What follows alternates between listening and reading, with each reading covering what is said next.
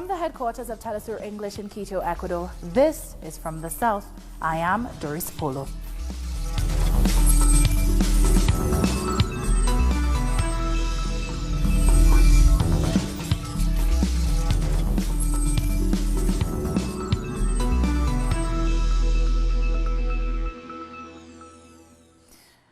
We begin in Bolivia, where lawmakers have rejected a decree announced by the country's de facto government that exempts police and armed forces from investigations into human rights abuses against anti-coup demonstrations. Not only our constitution guarantees human rights, but Bolivia is also part of various international human rights treaties and agreements. These treaties state that human rights cannot be violated. Yet they are being violated right now. Basic human rights are not being respected when force is being used. The police should discourage violent behavior, while the army shouldn't be in the streets repressing people. The army has a very special function, but this decree is a license for killing. It is unconstitutional. Our correspondent Alejandro Kirk has more details from Murillo Square in La Paz. This is Plaza Murillo in downtown La Paz, the National Assembly on my back. This morning, the representatives of the Movimiento al Socialismo, the socialist movement of President Evo Morales, called for other political forces and the government to stop repression, to stop killing people, and to unite in, especially the representatives of the opposition movements, of the right-wing movements of Bolivia, to unite with them in calling for peace and stop repression and killings, which have risen a lot in the past few days. Repression especially in the southern zone of Cochabamba. Some developments have been taking place here, political developments. The UN Special Envoy, Jean Arnaud, is in the country. He's meeting with social movements and the government in order to promote dialogue and stop to the stalemate that there is, that's happening right now. Stalemate, I say, because although the government seems to be firm in power in terms of military and police, the city of La Paz and El Alto, the twin city next to La Paz, are blocked by that there is no food, there is no fuel coming in. That was our correspondent Alejandro Kirk with that report. Now, Bolivians demanded justice during the funeral of at least 8 campesinos who were killed on Friday in the town of Sacaba during violent clashes with security forces. As the death toll rises to 24, the Inter-American Commission on Human Rights has condemned the measures of the de facto government to authorize military control of public order while being exempt from criminal charges. We want justice for ourselves, for the people killed in the protests. There is no justice for us. There is nothing. No hospital is treating us. We are suffering. We are being beaten. We want justice. We don't want any massacre. We are not happy. Janine Áñez has to resign. It is the agreement. She is not president. She is not our president. The Cuban government has confirmed that a second group of doctors who provided free health care to the Bolivian population left for their country on Sunday. 207 Cuban health professionals departed on a flight by state airline Cubana de Aviación. 224 other collaborators had already returned previously due to a lack of safety guarantees in Bolivia and a campaign of harassment and threats emanating from the de facto government. And Venezuelan President Nicolas Maduro announced the return of diplomatic personnel who were ejected from the embassy in Bolivia. I condemn the persecution and threats against our diplomatic staff who were stationed in La Paz. I also condemn the persecution of the Cuban doctors and above all the persecutions and massacres against the Bolivian people. The massacre in Cochabamba that happened on Friday. I order our diplomatic staff to return immediately. On Friday, a massacre took place in the central city of Cochabamba in Bolivia. At least 9 people were killed when security forces opened fire on protesters who were demanding an end to the coup. Let's take a look. State repression reached new levels when security forces opened fire on unarmed protesters who were mobilizing against the coup that ousted President Evo Morales. 4 people died in Bielma Hospital, and 8 have died in Sacaba. This is a highly irregular situation. On his Twitter account, President Morales condemned these attacks against the Bolivian people and called on the armed forces to stop the violence. At the same time, the self-proclaimed president, Lenin Moreno, rejected the accusations of social repression, supporting the actions of the armed forces by framing them as a normal part of the political crisis the country is living under. We're doing everything in coordination and in unity with our brothers in the police. That is what the current circumstances call for. A vigil was held on Saturday for the victims of the massacre, as family and friends said their last goodbyes. During the event, the community demanded justice for the murderers. Throughout the rest of the weekend, the mobilizations continued, as thousands took to the streets to demand an end to repression and impunity. They say they will continue to protest until democracy is restored. Moving on to Chile now, where for the first time since popular protests started over a month ago, President Sebastián Piñera has condemned police violence, referring to abuses committed by security forces in dealing with protesters. Unfortunately, and despite the firm commitment and all the precautions we take, not only the government, but also our armed forces, to protect the human rights of all, in some cases, the protocols were not respected. There was excessive use of force, abuses or crimes were committed, and the rights of all were not respected. Still, thousands remain on the streets in Chile, their energy boosted by a number of government announcements that fail to meet citizens' demands. 1 month after a social explosion rocked Chile, Congress tried to put an end to the conflict with an agreement to draft a new constitution. But people rejected the proposal, as social organizations and labor unions say people must continue to take the streets. There are debates that still need to be had. Social parity, the participation of indigenous communities. This process is not yet at its end. We call on people to continue mobilizing, to continue taking the streets. On Monday the 18th, we must go out to fill public squares throughout the country to tell them that although they have the kitchen, we have the pots and the pans. And this does not end until the social movements say so. It all began as a protest against the rise of public transport fares, but repression against high school students was the catalyst for a host of social demands to explode, quickly escalating into the social outburst that seeks to change the economic model at its root. It was a political mistake not to realize the social explosion that was coming when we were clear about it. We had calls for social protests on September 5th, saying that we did not want more neoliberal system anymore, that we did not want our lives to worsen. But even so, the state did not take into account our opinion. The balance in terms of human rights during this month has been negative. 26,000 people arrested, 2,381 wounded, 23 people dead, and 217 who have lost an eye, mainly as a result of the repressive actions of the police. The eye situation is very serious, something not seen anywhere else in the world. In 1 month, we have more than 200 people with severe eye damage, and the other thing that we have not seen are the mental health problems that are a result of this situation. All government measures have been rejected by the streets: decreasing public transport fares, a broader social agenda, changes to the pension system, and recently, a parliamentary agreement for a plebiscite for a new constitution. Health, education, housing, pensions, all of these are things that concern the people on the streets. And we are seeing the government's inability to lead in the face of a social crisis. Every time the president has intervened, he has worsened the crisis. The people on the street feel they are the protagonists of their own future. They have proven to have strength and power, and they don't want to return to the Chile that was before October 18. After the break, we take a look at the biggest stories from the Caribbean. Don't go anywhere.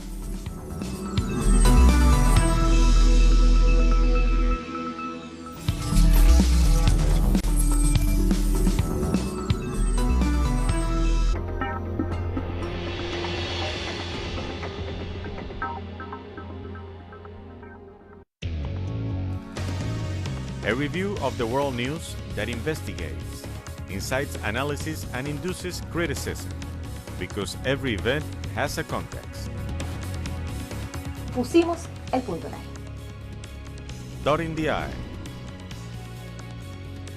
Saturdays, only on Telesur.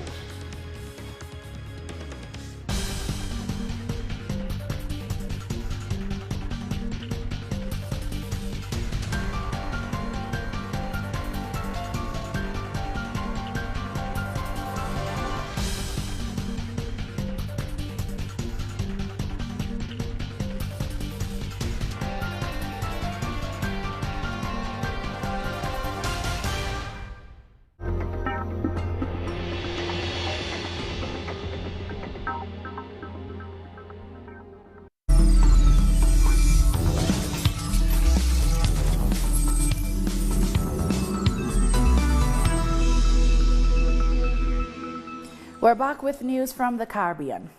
Haitian President Jovenel Moïse says the country needs international support to tackle an unfolding humanitarian crisis following 2 months of anti-government protests.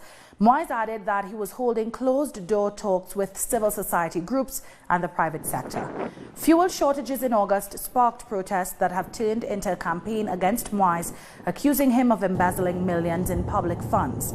The protests have been met with violent police repression, and live ammunition has been used frequently on protesters. We are working to see how to bring everyone together for a sustainable solution to the crisis, and that must go through a political agreement. It is necessary to have an agreement because we need a consensus, and from then we will have a government of national union. Reacting to President Moïse's statement, Haitian opposition leader André Michel said the crisis can only be resolved with his resignation. We say that the solution to the crisis is through the resignation of President Jovenel Moïse. There is no possibility of sharing anything with Jovenel Moïse. He has to resign to reach a transition that is different from what we had known before. That also allows us to address several cases of corruption, such as a Petrocaribe, to the National Conference. We will sit together to create basis of a new society in the interest of Haitian society. An outing to Argyle waterfalls in Trinidad's sister Isle Tobago turned into tragedy after 8 people were swept away by a surge of water, leaving 2 dead. The incident occurred around 3 p.m. on Sunday following heavy rainfall in the forest. A 15-year-old girl got into difficulty while celebrating her birthday, and a 19-year-old boy tried to save her, but they both drowned. Fire officials tried to resuscitate the 2 after retrieving their bodies, but were unsuccessful. One of the deceased was celebrating her birthday today. Her name is Carissa Thompson. She's a 15-year-old. And along with other family members, they made their way up to the waterfall for a picnic. While they were there, the water suddenly changed and there was a gush of water coming down the waterfall, which toppled firstly Carissa over, and an attempt was made by Chrislan to save her, and he too became a victim of the circumstance. The University of the West Indies opened a campus in St. Lucia and officially signed a memorandum of understanding with Venezuela's School of Planning. Telesur's correspondent Winston Springer has the details from Castries. The die is cast following the signing of the Memorandum of Understanding between the University of the West Indies, represented by the Open Campus, and the Venezuelan School of Planning.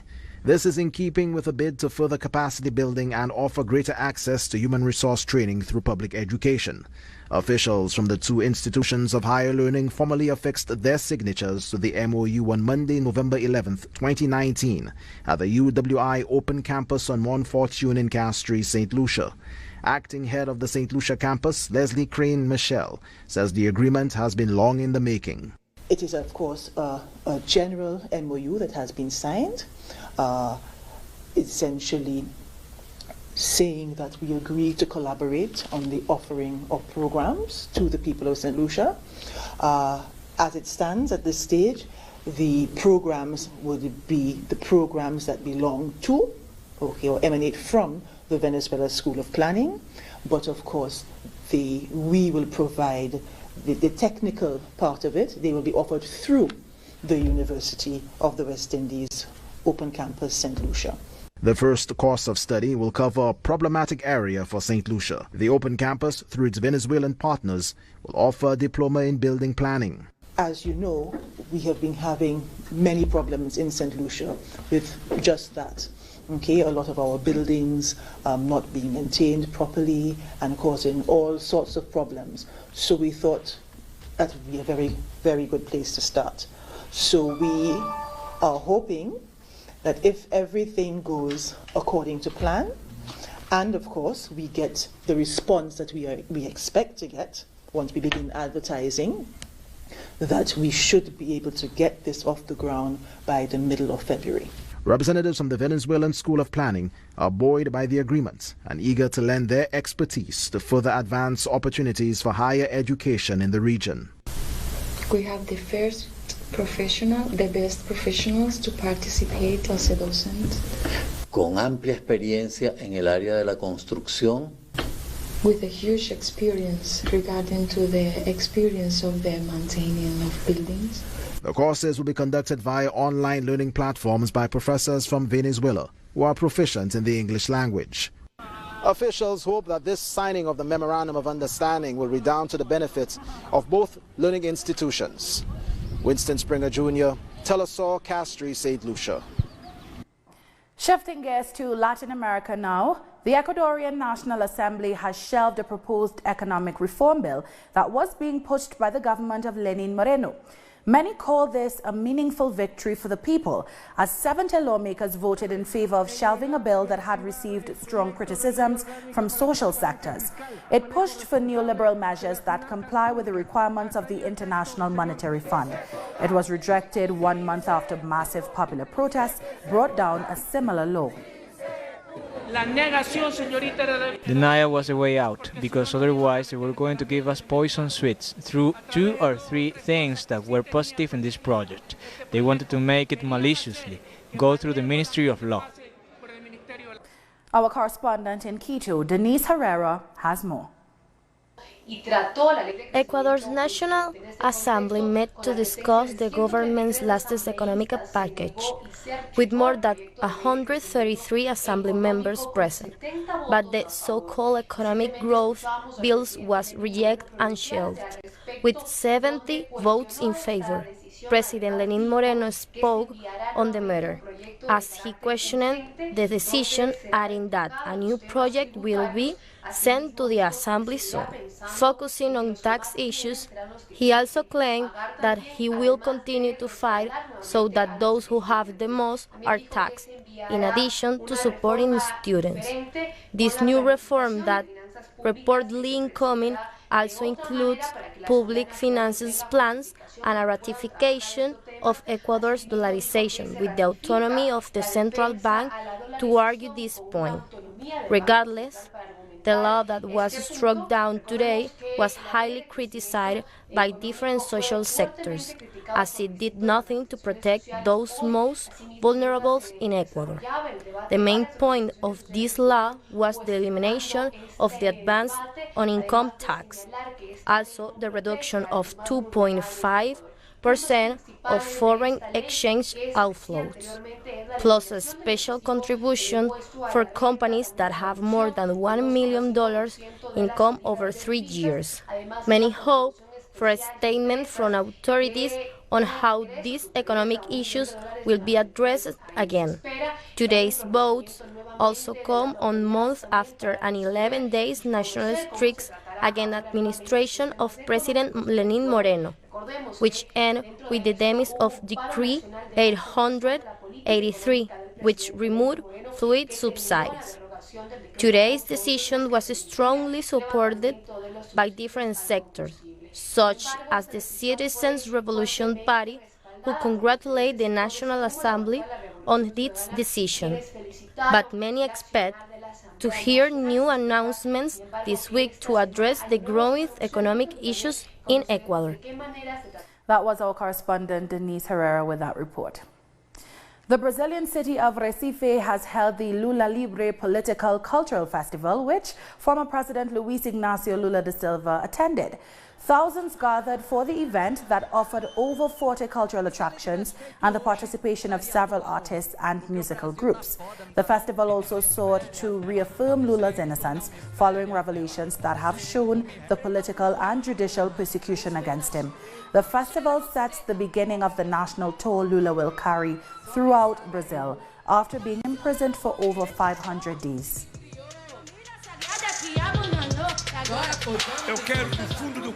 I want to thank the organizers of the festival from the bottom of my heart. I want to thank every man and every woman who has the courage to sign for freedom in this country. And I want to tell you that I am a man with 74 years of experience and the energy of 30. No one will stop fighting to ensure that our children live a better life than ours, and that our country will stop the suffering of 300 years of slavery. Still to come, we get the latest on Israeli repression of Palestinian protests. Stay with us.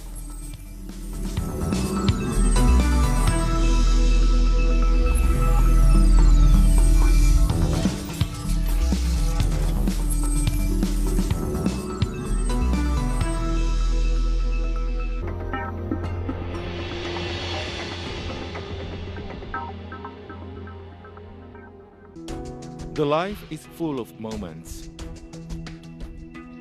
Moments of fight. Moments of hope. Moments that transcend. Moments that you can live in. Telesur documentaries. Sundays. Only on Telesur.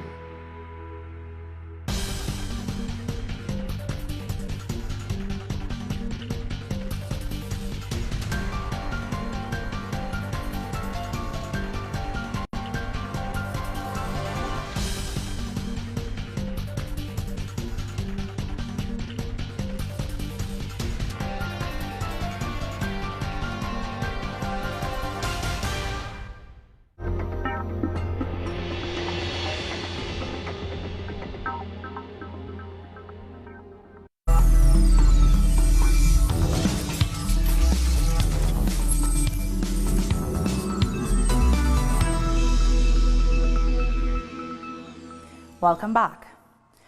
Israeli police have fired tear gas at protesters in Bethlehem in support of a Palestinian journalist who had been injured by a rubber bullet. Journalists and activists were marching in support of Muath Armneh, who was hit on his eye by a rubber bullet shot by Israeli soldiers while covering a story in the southern West Bank. Armneh is still waiting for confirmation on whether he has lost all sight in his left eye. We came to show solidarity with our colleague Muad, whose eye was injured a few days ago in Sarf village. We discovered that all the eyes of journalists are targeted by Israeli soldiers. What happened today is a direct targeting by the occupation forces of Palestinian photo and video journalists. The attack on us today is a systematic program towards Palestinian photographers and cameramen for no reason. This is a peaceful march of solidarity with our colleague Muad. In Lebanon, people poured into the streets to mark a month of anti-government protests. Hundreds of thousands gathered to demand the formation of an independent technocratic government in order to tackle the country's spiraling financial crisis and improve access to basic services such as electricity and water. We're staying here. We don't know for how long. Maybe 1 or 2 months, or 1 or 2 years. Maybe it will take 10 years to get the state that we are dreaming of. But everything starts with one step, and we took it. When people's pockets are empty, they won't ask about anyone anymore. They won't care about any leader or any local party. That's it. The people's pockets are empty, so they don't care anymore. Moving to Africa, supporters of ousted Sudanese leader Omar al-Bashir held a protest to oppose a move by the country's new authorities to hand him over to the International Criminal Court. The protester rejected the proposed use of foreign tribunals to handle Sudanese domestic matters. The ICC has accused al-Bashir of having committed war crimes, a charge which he has denied. Therefore, we ask government officials to restore confidence in the Sudanese judiciary and not to submit the president to the International Criminal Court. The union behind a strike at South African Airways has threatened to shut down the whole aviation sector after talks with the state-run carrier ended without a deal. South African Airways was forced to cancel hundreds of flights on Friday and Saturday, saying the crippling strike action had cost it $3.4 million a day. Workers are demanding an 8% pay rise and want the airline to drop plans to cut more than 900 jobs. The military in Burkina Faso says it killed 32 armed men during 2 operations in the north of the country. According to the army, 24 militants were killed in Yursala and a number of women were freed who were being kept as sex slaves. 8 other suspected militants were killed in Bruzanga, where large quantities of arms and ammunition were also seized. The 6th edition of the Dakar International Forum on Peace and Security is underway in Senegal. The 2-day-long conference is being attended by several African and European heads of state, including host Macky Sall and French Prime Minister Edouard Philippe. It comes at a time when the West African region is dealing with a sharp increase in armed attacks against the Sahel region. The 2011 overthrow of former Libyan leader Muammar Gaddafi by NATO-backed rebels resulted in increased lawlessness and proliferation of weapons in the region, ideal conditions for the emergence of armed groups. And we end in Algeria, where presidential candidates have launched their campaigns for the December elections in the midst of protests against the planned polls. All the 5 candidates have started campaigning for the election scheduled for December 12th. However, protesters rallied and insisted the vote will not be fair. We are here to say no, that elections won't happen. Elections won't happen until people decide they will. The people are the ones to decide when and how to organize an election. That brings us to the end of this news brief. You can find these and many other stories on our website at telesurenglish.net. And join us on social media, Facebook, Twitter, and Instagram. For Telesur English, I'm Doris Polo. Thank you so much for watching.